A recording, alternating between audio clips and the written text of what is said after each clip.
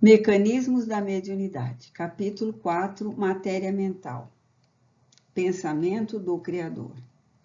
Identificando o fluido elementar ou hálito divino por base mantenedora de todas as associações da forma nos domínios inumeráveis do cosmo, do qual conhecemos o elétron como sendo um dos corpúsculos base nas organizações e oscilações da matéria, interpretaremos o universo como um todo de forças dinâmicas, expressando o pensamento do Criador. E, superpondo-se-lhe a grandeza indevasável, encontraremos a matéria mental, que nos é própria, em agitação constante, plasmando as criações temporárias adstritas à nossa necessidade de progresso. No macrocosmo ou no microcosmo, tateamos as manifestações da eterna sabedoria que mobiliza agentes incontáveis para a estruturação de sistemas e formas, em variedade infinita de graus e fases, e entre o infinitamente pequeno e o infinitamente grande surge a inteligência humana, dotada igualmente da faculdade de mentalizar e cocriar, empalmando para isso os recursos intrínsecos à vida ambiente. Nos fundamentos da criação, vibra o pensamento imensurável do Criador, e sobre esse plasma divino vibra o pensamento mensurável da criatura, a constituir-se no vasto oceano de força mental em que os poderes do espírito se manifestam. Pensamento das criaturas. Do princípio elementar, fluindo incessantemente no campo cósmico, auscultamos de modo imperfeito as energias profundas que produzem eletricidade e magnetismo, sem conseguir enquadrá-las em exatas definições terrestres, e da matéria mental dos seres criados. Estudamos o pensamento do fluxo energético do campo espiritual de cada um deles, a se graduarem nos mais diversos tipos de onda, desde os raios super-ultra curtos, em que se exprimem as legiões angélicas, através de processos ainda inacessíveis à nossa observação, passando pelas oscilações curtas, médias e longas em que se exterioriza a mente humana, até as ondas fragmentárias dos animais, cuja vida psíquica, ainda em germe, somente arroja de si determinados pensamentos ou raios descontínuos. Os espíritos aperfeiçoados que conhecemos sob a designação de potências angélicas do amor divino operam no micro e no macrocosmo, em nome da sabedoria excelsa, formando condições adequadas e multiformes à expansão, sustentação e projeção da vida, nas variadas esferas da natureza, no encalço de aquisições celestiais que, por enquanto, estamos longe de perceber. A mente dos homens, indiretamente controlada pelo comando superior, interfere no acervo de recursos do planeta, em particular, aprimorando-lhe os recursos na direção do plano angélico, e a mente embrionária dos animais, influenciada pela direção humana,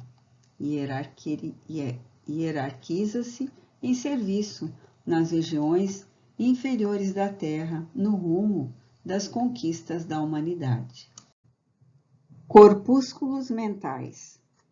Como alicerce vivo de todas as realizações nos planos físico e extrafísico, encontramos o pensamento por agente essencial. Entretanto, ele ainda é matéria. A matéria mental, em que as leis de formação das cargas magnéticas ou dos sistemas atômicos prevalecem sob novo sentido, compondo o maravilhoso mar de energia sutil em que todos nos achamos submersos e no qual surpreendemos elementos que transcendem o sistema periódico dos elementos químicos conhecidos no mundo. Temos ainda aqui as formações corpusculares, com bases nos sistemas atômicos em diferentes condições vibratórias, considerando os átomos tanto no plano físico quanto no plano mental como associações de cargas positivas e negativas. Isso nos compele naturalmente a denominar tais princípios de núcleos, prótons, nêutrons, positrons, elétrons ou fótons mentais, em vista da ausência de terminologia analógica para a estruturação mais segura de nossos apontamentos. Assim é que o halo vital ou a aura de cada criatura permanece tecido de correntes atômicas sutis dos pensamentos que lhe são próprios ou habituais, dentro de normas que correspondem à lei dos quanta de energia e aos princípios da mecânica ondulatória que lhes imprimem frequência e cor peculiares. Essas forças, em constante movimento, sincrônicos ao estado de agitação pelo impulso da vontade, estabelecem para cada pessoa uma onda mental própria. Matéria mental e matéria física. Em posição vulgar, acomodados às impressões comuns da criatura humana normal, os átomos mentais inteiros, regularmente excitados na esfera dos pensamentos, produzirão ondas muito longas ou de simples sustentação da individualidade, correspondendo à manutenção de calor.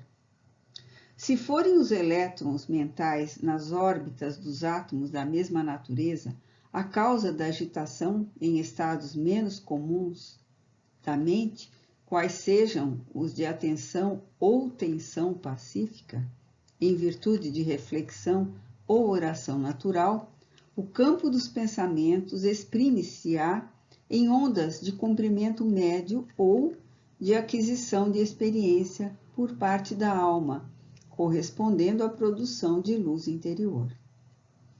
E se a excitação nasce dos diminutos núcleos atômicos em situações extraordinárias da mente, quais sejam as emoções profundas, as dores indizíveis, as laboriosas e aturadas concentrações de força mental, ou as súplicas aflitivas, o domínio dos pensamentos emitirá raios muito curtos ou de imenso poder transformador do campo espiritual, teoricamente semelhantes aos que se aproximam dos raios gama.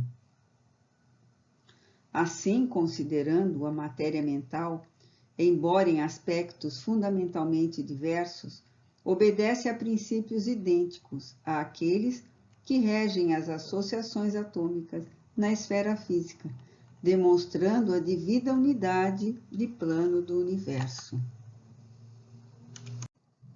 Indução mental. Recorrendo ao campo de Einstein, imaginemos a mente humana no lugar da chama em atividade.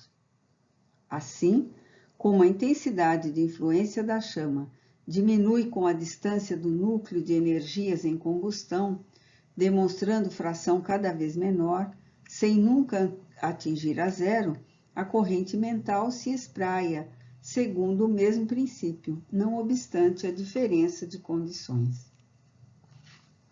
Essa corrente de partículas mentais exterioriza-se de cada espírito com qualidade de indução mental, tanto maior quanto mais amplo se evidenciarem as faculdades de concentração e o teor de persistência no rumo dos objetivos que demande.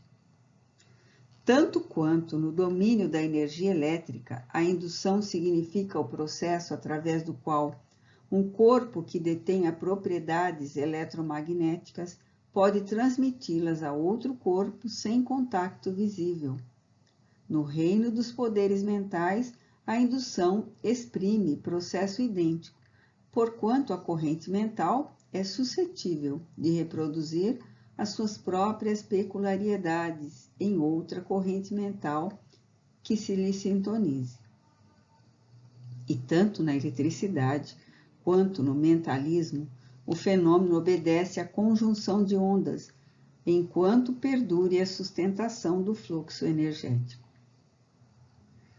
Compreendemos assim perfeitamente que a matéria mental é o instrumento sutil da vontade, atuando nas formações da matéria física, gerando as motivações de prazer ou desgosto, alegria ou dor, otimismo ou desespero, que não se reduzem efetivamente a abstrações, por representarem turbilhões de força e que a alma cria os seus próprios estados de mentação indutiva, atraindo para si mesma os agentes, por enquanto imponderáveis na terra, de luz ou sombra, vitória ou derrota, infortúnio ou felicidade. Formas, pensamentos. Pelos princípios mentais que influenciam em todas as direções, encontramos a telelementação e a reflexão comandando todos os fenômenos de associação, desde o acasalamento dos insetos até a comunhão dos espíritos superiores, cujo sistema de aglutinação nos é por agora defeso ao conhecimento. Emitindo uma ideia, passamos a refletir as que se assemelham.